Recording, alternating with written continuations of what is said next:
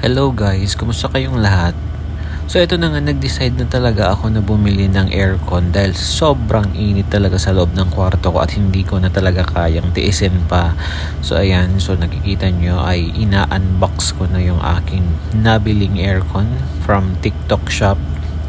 Napili ko yung Fuji Denso na brand after several times na napag-compare sa ibang brand, and sabi ko parang mas mura ito and halos parehas lang din naman yung specifications niya compared sa ibang brand. By the way, ang nakuha ko pala ay yung 1 HP na inverter grade na Fuji Denso. So this is a window type aircon. So ayun na nga, after few days nakahanap na ako ng mag-i-install sa aking room. Bali, maliit lang yung kwarto ko.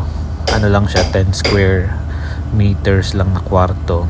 So ayan na yung technician na nagbabaklas ng aking pader.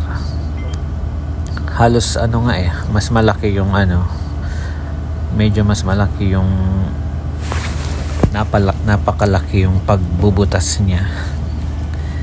So ayan si kuya, masyado siyang masipag. Actually, malayo.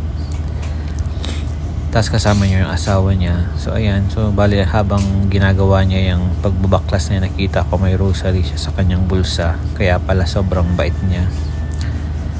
So mura lang tong nabili kong Fuji Denso aircon. Siguro nasa 13,000 something yung price niya sa TikTok shop.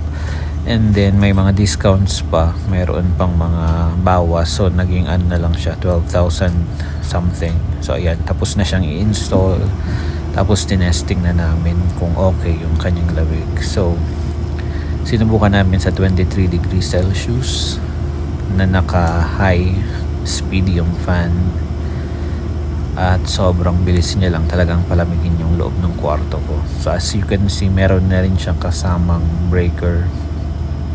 Bali 5,000 yung binayad ko kay kuyang technician, medyo mahal siya. Tapos sa kanya na lahat ng gamit, sa kanya na lahat ng materials, wala na akong binili, sa kanya na lahat yan. Maganda yung pagkaka-install niya, actually malinis. Siguro ang medyo reklamo ko lang dito is medyo lumaki or medyo malaki yung pagkakabutas niya.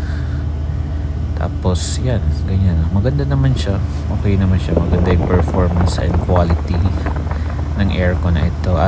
Masasabi ko na talagang mabilis niyang napapalamig yung aking kwarto. Sinasabayan ko rin siya ng electric fan kapag ginagamit ko pag sa umpisa, kasi para mas mapabilis daw yung paglamig ng kwarto. Tapos yan, kasama yung remote.